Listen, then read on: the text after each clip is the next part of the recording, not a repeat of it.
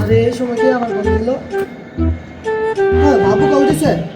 হ্যাঁ হ্যালো বাবু, এই তো আমি এলাকায় আছি, আসতেছি, আমি এখনই আসতেছি। আচ্ছা তুমি একটু দাঁড়াও, এই যে গাড়ি নিয়ে আসতেছি। আচ্ছা দেখছো বন্ধু, আজকালকার পোলা পাইন বড় ভাই মানে না, আমাকে সামনে মেয়েগোর সাথে কথা বলে।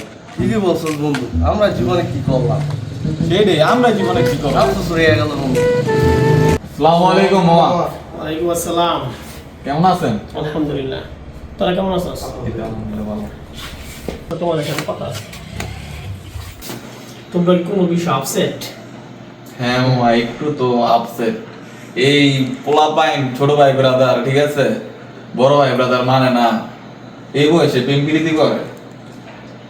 তো এই বিষয়ে আমি তোমার কিছু কথা বলি।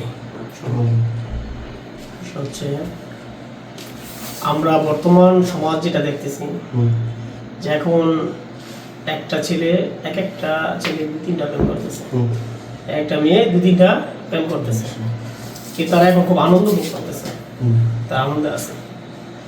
একটা সময় দেখা যাবে তাদের এই আনন্দটার আনন্দ থাকবে না। আল্লাহ পাক কোরআনেই বলছে, তুমি যেমন তুমি ওইরকম পাইবা। একটা ছেলে যদি একটা মেয়েকে ভালোবাসে, তার সাথে সম্পর্ক করে, তাহলে তার সাথে সম্পর্ক করার কারণে সেটা কিন্তু হারাম। তোমার স্ত্রী তোমার জন্য হালাল। হালাল হচ্ছে আল্লাহ পাক কিন্তু একটা মেয়ের সাথে কথা বলা সেটাও কি নিষেধ করছে, যে একটা মেয়ে তুমি তাকাতে পারবা না, তাকানো নিষেধ। আর এইখানে তুমি কি করতে বলতেছো, একটা মেয়ের সাথে রিলেশনে চলে গেছে, রিলেশনে যাওয়ার কারণে তার সাথে কথা বলা, তার হাত ধরা, ঘুরতে যাওয়া, ডেটিংয়ে যাওয়া, অনেক কিছু। তাই ইসলাম আমাদের কি শিক্ষা দিয়েছে, যে নারী পুরুষের ব্যবধান আলাদা। তুমি পর্দা করো, ছেলেরা পর্দা করো চোখের, মেয়েরা পর্দা করো পুরো শরীরের। এখন আমরা এই সমাজে দেখতেছি যে একটা ছেলে প্রেম করে মানে সে অনেক কিছু। সেই জন্য তোমরা কোনো আপসেট হও না, কারণ তোমরা যদি আলহামদুলিল্লাহ ভালো থাকো, তোমাদের যে চরিত্র ঠিক রাখো, তাহলে তোমরা তোমাদের মতন একজন পাবা, নেককার পাবা।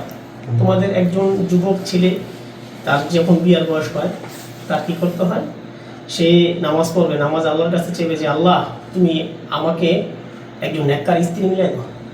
আর একজন নেককার স্ত্রী যদি তুমি পেয়ে গেলা, তোমার দুনিয়াতে শান্তি। তোমার সন্তান যে দুনিয়াতে আসবে সেও কিন্তু নেককার আসবে। তুমি যখন নামাজে দাঁড়াবা, তোমার সন্তান নামাজে দাঁড়াবে, তোমার স্ত্রী দাঁড়াবে, আর তুমি যথেষ্ট সম্মান পাইবা ফ্যামিলির ভিতরে।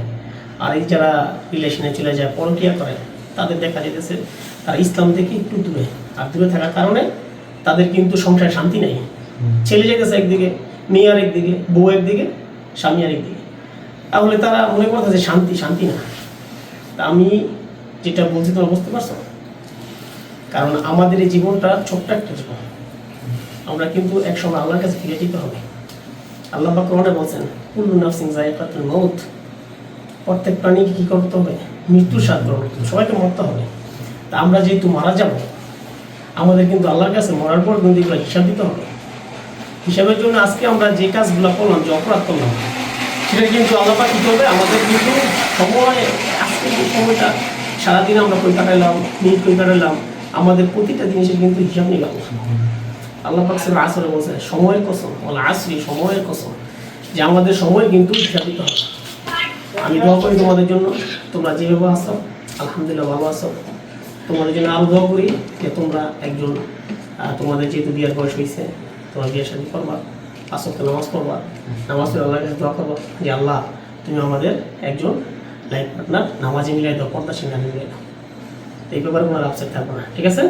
ধন্যবাদ মামা, তোমার অনেক অনেক ধন্যবাদ। কারণ আজকে তুমি যে কথাগুলো বলছো মামা, আমরা আমাদের ভুল বুঝতে পারছি। হ্যাঁ বন্ধু, ঠিক বলছো, আমাদের ভুল বুঝতে পারছি আমরা। আল্লাহ তাআলার কাছে আমি তোমাদের জন্য দোয়া করি, আল্লাহ তাআলা তোমাদের ভালো রাখুক। আমিন।